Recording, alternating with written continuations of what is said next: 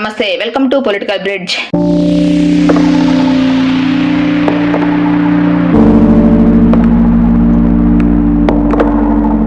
అన్నమయ్య జిల్లా railway Koduru Janasena MLA అరవ శ్రీధర్ గారి రాసలీలల video ఒక్కసారిగా సంచలనం రేపుతుంది. జనసేన పార్టీని ఉక్కిరి బిక్కిరి చేస్తుంది. పవన్ కళ్యాణ్ గారి మీద ఒత్తిడి తీసుకొస్తున్నారు ప్రతిపక్షాలు మరియు ప్రజలు కూడా. ఆ ఎమ్మెల్యేని పార్టీ నుంచి సస్పెండ్ చేయండి అని చెప్పేసి. నిజంగా ఈ విషయంలో పవన్ కళ్యాణ్ గారు ఏదో ఒక నిర్ణయం తీసుకోకపోతే మాత్రం జనసేన పార్టీకి చెడ్డ పేరు వస్తుంది. అందరికి నమస్కారం. నేను అరవ శ్రీధర్, రైల్వే కోడ జనసేన పార్టీ ఎమ్మెల్యేగా ఉన్నాను. ఈ రోజు మార్నింగ్ నుంచి ఏదైతే నా మీద తప్పుడు ప్రచారం, అదేవిధంగా తప్పుడు ఫేక్ డీప్ వీడియోలు ప్రచారం చేస్తున్నారో దానికి నేను సూటిగా వాళ్ళనే క్వశ్చన్ అడుగుతున్నాను. నేను 2021 నుంచి సర్పంచ్ గా 3 years కంటిన్యూగా సర్పంచ్ గా పనిచేశాను.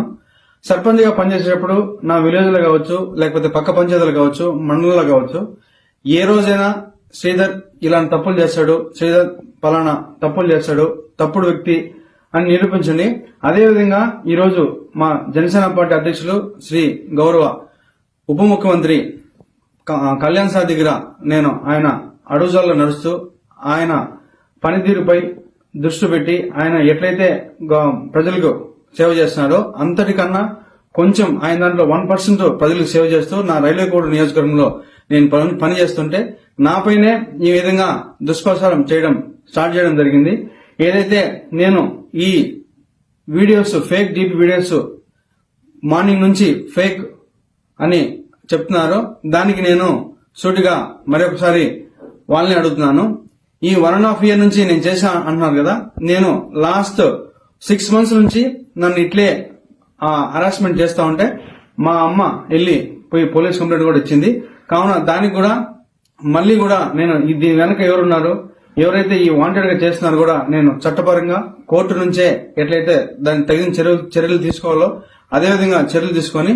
ఇప్పుడు ఈయన అంటున్నాడు, ఈ జనసేన ఎమ్మెల్యే ఇది డీప్ ఫేక్ వీడియో అంటున్నాడు. కావాలనే ప్రతిపక్ష వాళ్ళు నా మీద కుట్ర చేశారు, ఆ అమ్మాయిని నా మీదకి ఉసుగొల్పారు అని చెప్పేసి మాట్లాడుతున్నాడు. నన్ను డబ్బులు డిమాండ్ చేస్తుంది, బ్లాక్ మెయిల్ చేస్తుంది అని చెప్పేసి ఇప్పుడు ఆరోపణలు చేస్తున్నారు.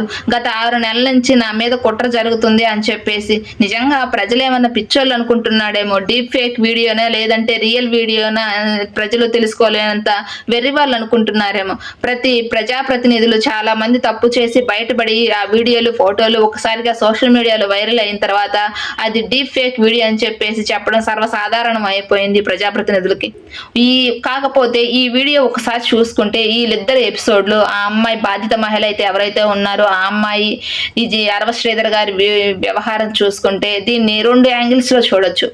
మొదటిది, ఒక ఎమ్మెల్యే ఎవరైనా సరే, ఈ అమ్మాయి గవర్నమెంట్ ఎంప్లాయీ అని చెప్తుంది కదా, గవర్నమెంట్ ఎంప్లాయీ ఎమ్మెల్యే గారి దగ్గరకు వచ్చి పనికి ఏదన్నా అవసరం పడి వచ్చింది అంటే ఆ పని చూడకుండా అమ్మాయి అని చెప్పేసి లోబర్చుకొని అత్యాచారం చేసి ఇబ్బంది పెడితే మాత్రం ఈ ఎమ్మెల్యేని కఠినంగా శిక్షించాల్సింది.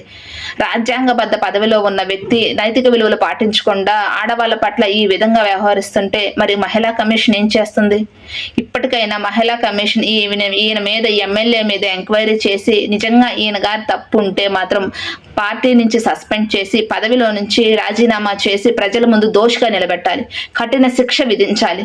భవిష్యత్తులో ఏ ప్రజాప్రతినిధులైనా సరే ఈ విధంగా ఆడవాళ్ల విషయంలో వ్యవహరించాలి అంటే మాత్రం భయపడే విధంగా ఈ ఎమ్మెల్యేని శిక్షించాల్సిందే. ఎందుకంటే ఒక ఆవిడికి 4-5 సార్లు అబార్షన్లు చేయించాడు అంటే ఈయన మీద అటెంప్ట్ టు మర్డర్ కేసు కూడా పెట్టాలి. ఎందుకంటే అబార్షన్ అనేది సింపుల్ గా అయ్యేది కాదు, అవతలి వారి ప్రాణం మీదకు రావచ్చు కూడా ఒక్కొక్కసారి.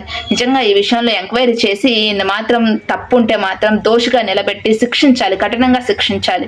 పవన్ కళ్యాణ్ గారు కూడా ఈయన్ని పార్టీ నుంచి సస్పెండ్ చేసి ప్రజల ముందు దోషిగా నిలబెట్టాలి. ఇప్పుడు గాని ప్రజాప్రతినిధులు ఎలా బాధ్యతగా వ్యవహరించాలి అనేది చాలా మందికి తెలుస్తుంది. ఇక 2 ఆస్పెక్ట్స్ లో చూడొచ్చు. ఒక అమ్మాయి, ఒక గవర్నమెంట్ ఎంప్లాయీ ఒక ఎమ్మెల్యే ఎలక్షన్స్ లో గెలిచాడు అంటే గంటలు ఫోన్ చేసి విష్ చేస్తారా, మాట్లాడతారా? ఆ రోజే విష్ చేసిన రోజే ఒకరినొకరు ఫోన్ నెంబర్స్ ఎక్స్చేంజ్ చేసుకునేదాకా వస్తారు అంటే ఈ అమ్మాయి ప్రమేయం లేదంటారా? ఈ విషయంలో ఈ అమ్మాయి మాట్లాడేది చూస్తుంటే నిజంగా నమ్మసక్యం లేదు. నిజంగా ఆ ఎమ్మెల్యే గారి మీద హనీ ట్రాప్ జరిగిందేమో అనే యాంగిల్లో కూడా చూడొచ్చు. ఎందుకంటే ఈ అమ్మాయి చెప్తున్న దాంట్లో కొన్ని నిజాలు ఉండొచ్చు, కొన్ని అబద్ధాలు కూడా ఉండొచ్చు. ఏ విషయమో మాత్రం ప్రూఫ్తో సహా బయట పెడితే గానీ, మీడియా ముందు ఆధారాలు ఉంచితే గానీ నమ్మలేము ఈ రోజుల్లో. ఈ అమ్మాయి చెప్పే మాటలు అనేవి కూడా నమ్మడానికి వీలు లేకుండా ఉన్నాయి.